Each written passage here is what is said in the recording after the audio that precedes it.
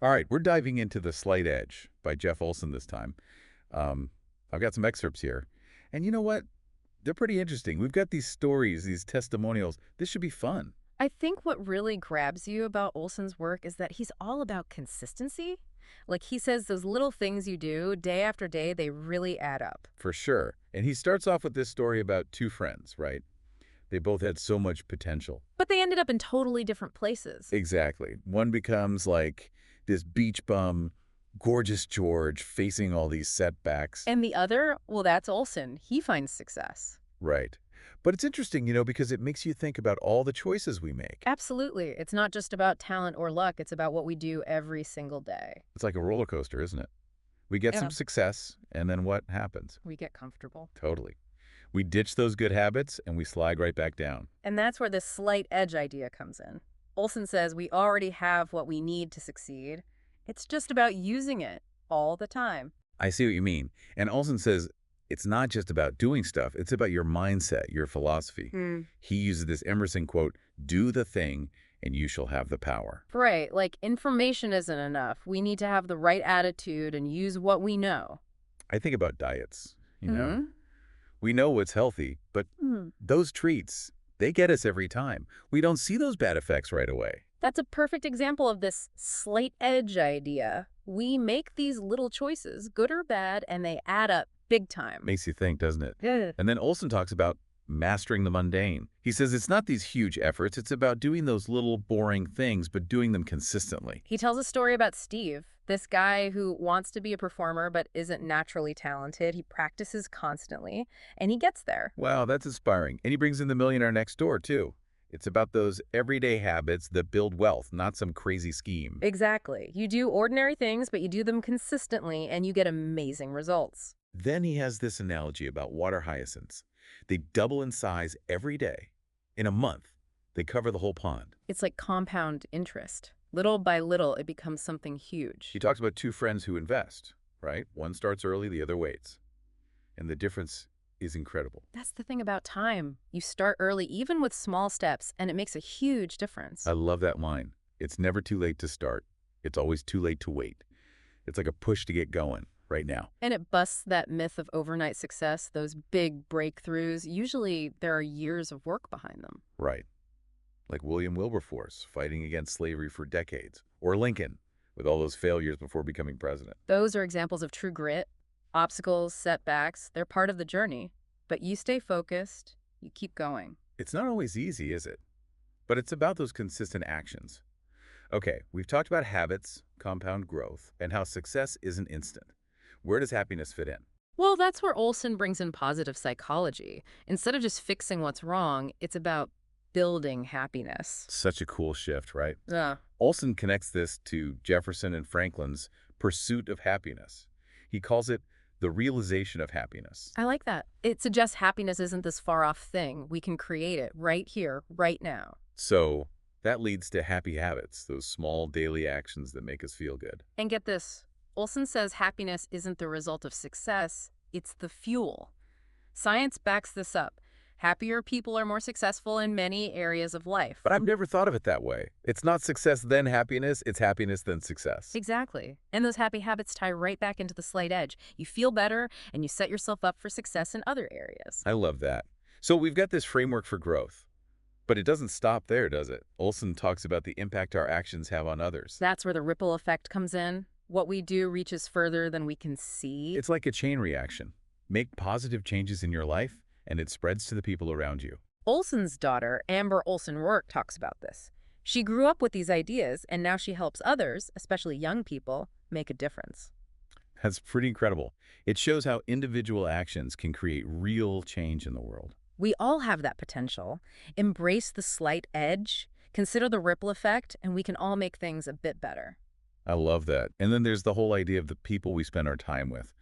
Olson is big on mentors and surrounding yourself with good influences. It's like having a support system that helps you grow and stay on track. He even encourages us to find mentors who have those qualities we want to develop. And there's this law of association. We become like the people we're around the most. So choose wisely. So true. It's a reminder to be careful about who we let into our lives. Speaking of things we let into our lives, Olson talks about unfinished tasks. That mental clutter, unfinished business weighs us down. But he suggests using the slight edge to tackle those to-do lists. Break things down, take small steps, and get them done. It clears your head and gives you a sense of accomplishment. So we've covered habits, the ripple effect, mentors, and finishing what we start. But how do we actually reach our goals? Olson talks about desire and vision. He says there's a big difference between just wishing for something and creating a clear vision. He says to write down our goals, make them specific, give them deadlines, make them real. Writing it down makes it more tangible. You're committing to it. He tells this story about building a sales force in Germany. He had this vision, but no real plan. But he took action, and it worked.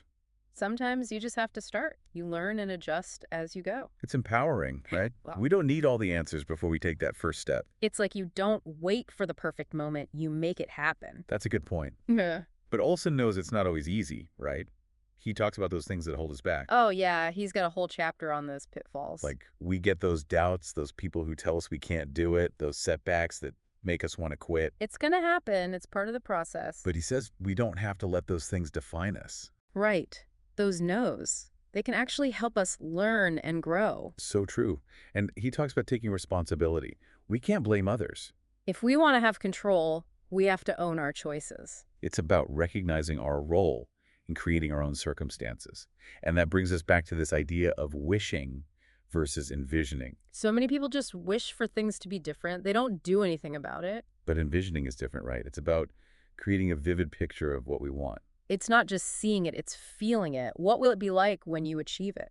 He suggests writing it down, making a vision board, even saying it out loud. Anything to make it more real. And it's not enough to just have a vision, is it? We need a plan. Exactly. We need those goals specific, measurable, achievable, relevant, and time-bound. Break down those big dreams into smaller, actionable steps. And even if the plan isn't perfect, taking action is what matters. Olson gives us this framework for personal growth, right?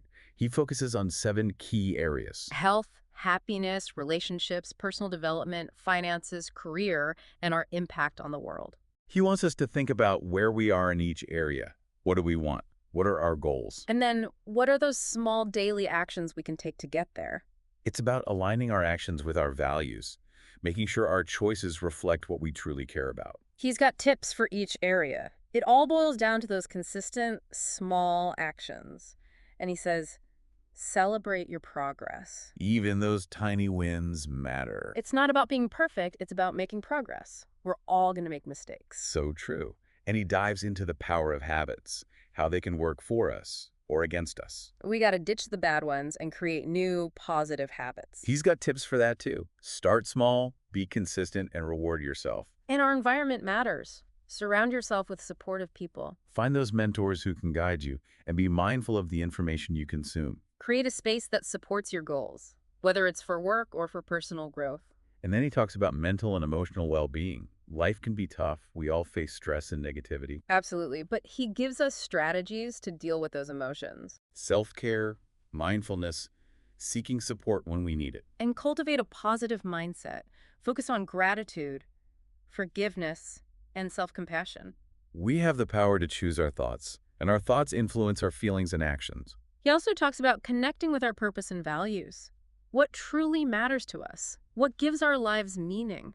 Align our actions with those things, and we feel more fulfilled. He talks about momentum, how those small wins can create a chain reaction. Celebrate those wins, no matter how small.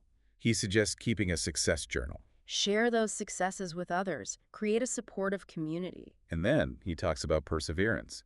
The road to success isn't always smooth. There are bumps along the way. Exactly. And he says we should see those setbacks as opportunities. Learn from them, grow from them, and come back stronger. So it's not about avoiding failure. It's part of the process. It helps us get where we're going. That's a good way to look at it. And he wants us to enjoy the journey, not just focus on the end goal. Savor the little moments, celebrate those milestones. It's all part of the experience. I like that. And then he talks about the power of belief. Our beliefs can really shape our reality. We need to get rid of those limiting beliefs, the ones that hold us back. And replace them with positive beliefs, ones that support our dreams. Surround yourself with people who believe in you. Read things that inspire you. We can even use affirmations, visualize our success, and acknowledge our achievements. All of that strengthens our belief in ourselves. And then comes the action part. We can't just think about it. We have to do it. Olson says knowledge without action is useless. We have to take that first step, no matter how small. And keep going, even when we don't feel like it. It's about consistency. Those small actions done day after day make a huge difference. He gives us tips on how to beat procrastination, how to stay motivated. He also talks about accountability. Having someone to support you, a partner, a mentor, a coach. And then there's gratitude. It's so powerful. Taking time each day to appreciate the good things in our lives. Keep a gratitude journal. Tell people you appreciate them. Enjoy those simple pleasures. It's about focusing on what we have, not what we're missing. It creates a feeling of abundance. And finally, he talks about giving back. Helping others makes a difference in their lives, but it also benefits us. Find ways to contribute to your community. Volunteer, donate, or just lend a helping hand. It gives us a sense of purpose. It connects us to others. So that's the slight edge. It's about personal growth, achieving success, finding happiness, and making a positive impact. It's about becoming better versions of ourselves. And it's something anyone can do. It's not about talent or privilege. It's about choices and actions. We all have the potential for greatness. We just have to embrace the power of those small, consistent actions. Well, we've covered a lot today. Let's recap those key takeaways. What are 10 things we should remember from the slight edge? 10 principles to live by. Okay, here we go. Number 1, success comes from those small actions, repeated over time. Number 2, we have the tools. It's about using them consistently. Number 3, the right mindset is crucial. Number 4, bad choices, they catch up to us eventually. Number 5, master those everyday tasks. Number 6, patience, it's a key ingredient. Number 7, there are no shortcuts to success. Number 8, happiness comes first. Number 9, our actions affect more than just ourselves. And number 10, surround yourself with good people. That's a great summary. We hope you've enjoyed our deep dive into the slight edge. Remember, even the smallest actions can create big results. Until next time, keep exploring and keep embracing those slight edges.